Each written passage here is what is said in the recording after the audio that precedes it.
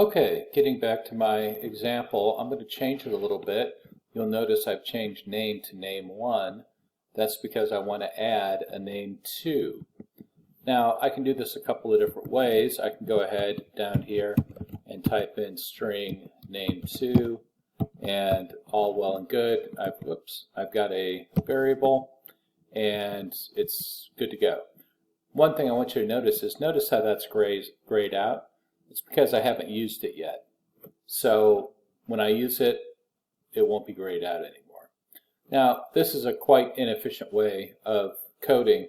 What I want to do, since name1 and name2 are of the same data type and they're in the same scope, meaning they're both within my main method, I'm going to just go ahead and type in name1 comma name2. Okay, so that way I don't have to say string again because they're the same data type. Now if there were different data types, I would have to do it on a different line, but they're not, so I can. Okay, so I've got please enter your name. Now I may want to say something more specific, like please enter your first name. And you'll note that I could have called name1 or first name. As long as I keep track of it, it's okay. So I've got please enter your first name, and so name1 is input.nextLine. Now I need, obviously, please enter your last name. So I could do a couple of different things. It's very efficient to copy and paste in coding. So I'm going to just go ahead and copy it and Control V to paste it and make sure I change first name to last name. Please enter your last name. And so what do I need to do? I need to do the same thing for input 1 that I did up here. Copy and paste and change name1 to name2. Equals input.nextLine. Now, I've got name1 and name2. Name2 has not been used yet, so it's still grayed out. So I need to say, when I'm outputting, I need to say, obviously, hello, name1 plus name2. Now, it's not just enough for me to have name1 and name2 right next to each other, because there would be no space between the names. So when I concatenate, I have to plan for this. So it's not enough to just say name1 plus name2. I have to say name1 plus space plus name2. Okay, and then I've got that plus for the period at the end. Let's run that.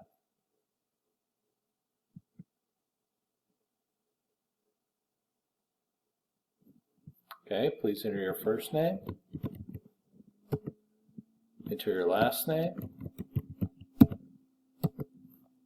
and see, I didn't account for something here. Let me see what I did wrong. I've got hello, space, that works, name1, plus a space. I actually have to put a space in there. It's not enough just to have open and close quotations. In some languages it is, but not in Java. So I'm going to clear my output and I'm going to run it again. Okay, enter your first name, last name, and now you can see it picked up the space just fine. Let's say I want my name, Hello World, application here, or hello name, whatever you want to call it. I want to have a name on first name on one line, last name on another line. Let's see how we can make that happen. So let's say I want to put these names on different lines. So instead of saying first name and last name, I said, please enter the first name, please enter the second name. So I changed that a little bit. So the first name is still what it was the first time we saw this, hello name1. And obviously, I could just do another system.out.println and say hello name2. Oh, by the way, here's a little shortcut for you. If you want to, you're going to be doing system.out.println a lot.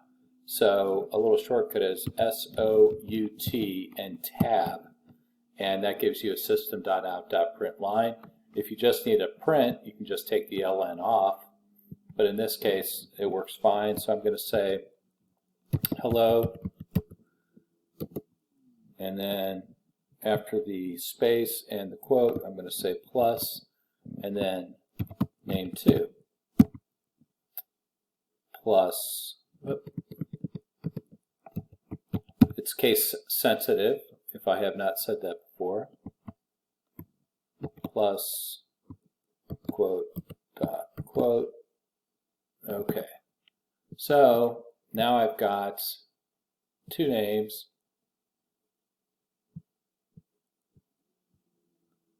Okay, first name Bob, second name Elena. Okay, and notice how it waits to output because of the order that the code is in until I've entered both names. So it says hello Bob, hello Elena. Okay, now what if I wanted to just use one command instead of having two system.out print lines? I just wanted one, and I could do that. I could print them on different lines the exact same way that I've got them now. So sometimes in Java you want to create new breaks in code, new lines, tab, that kind of thing. In your book on page 7 it talks about something called escape sequences, and escape sequences are used when we want to do something specific, like add a quotation mark like I was telling you about, where we want it to appear.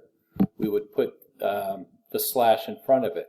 So we've got this backslash for new line, for example. So let's take a look at that in code.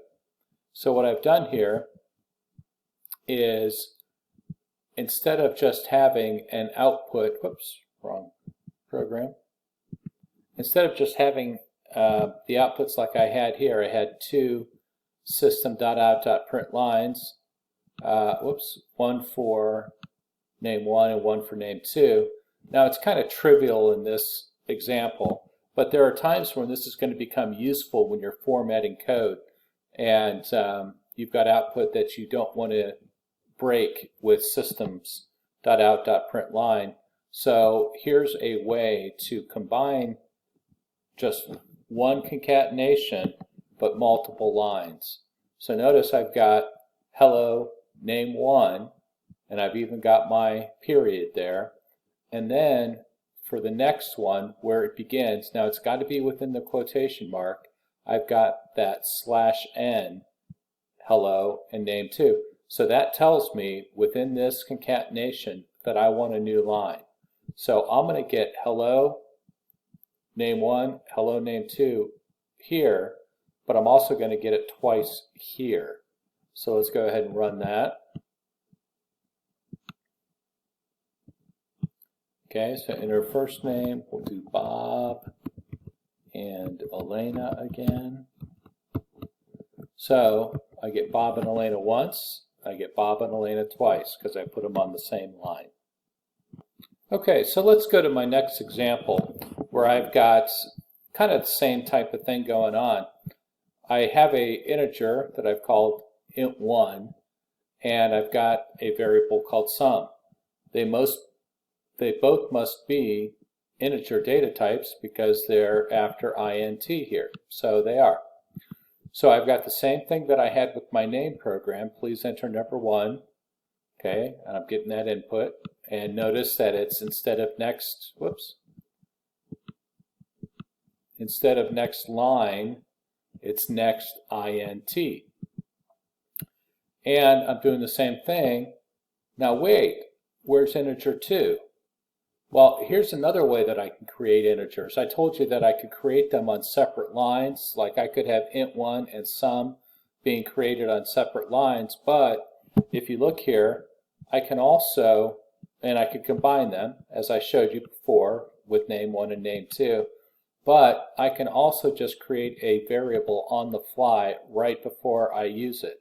So I am declaring the variable and assigning it at the same time. Now that's one term that you need to watch out for. A key one previously was concatenation. Assignment is another key programming term.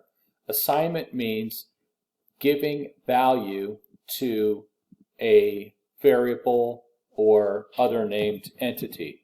So in this case, I am assigning whatever the user input, so whatever they input, I'm capturing it and I'm assigning it to int2. Notice that the assignment works this way. Whatever, and this is universal throughout programming, whatever is to the right of the equal sign goes to the left. Whatever is to the right of the equal sign goes to the left. So my next thing is I want to take integer 1 and integer 2 and sum them up. Add them together. So I'm defining sum as being equal to int1 plus int2. So if I put, let's say, 3 for int1 and 5 for int2, I've got 3 plus 5 goes into sum. So sum is 8. So if the way this is being put as an output, we're saying the sum of 3 plus and don't forget I need the pluses in there to add those two things programmatically. The and is just there for the English statement, okay? And so you can see that it's in green and it's got the spaces around it and it's got the quotation marks. But the variables themselves, int1, int2, and sum, are referred to just as they are, and that's why they are not in green. Okay, so the concatenation is, quote, the sum of space, quote, plus int1, which is 3, plus, quote, space, and space, quote, plus int2, plus, and then we've got the quote, space, is, space, quote, plus, sum, plus, and then the period at the end. It looks a little hinky when you're first looking at it if you've never programmed before, but it works, and you can see that the output works as well. So I'm going to get prompted for number 1. I'm running the program right now. I'm going to get prompted for number 1. And I said I'd make that 3. Number 2, I'm making that 5. Okay, the sum of 3 and 5 is 8.